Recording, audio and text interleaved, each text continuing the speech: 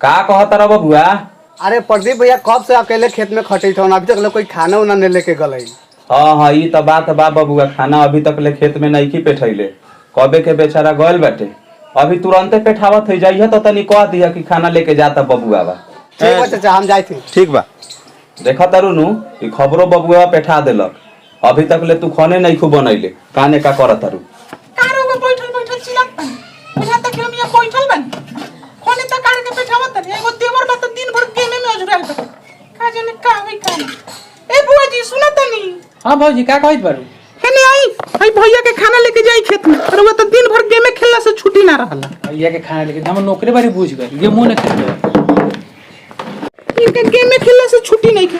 हमर खनिहार हुआ जाके काम करो, आई दिन भर एकनी के हमरा के मशीन बना के रखले बारन से। का भौजी बोला का कहत बारू? हई धरी खाना जाके भैया के खेत में दिए खाना। कौन खेत में दे? गाछी तरह वाला गाछी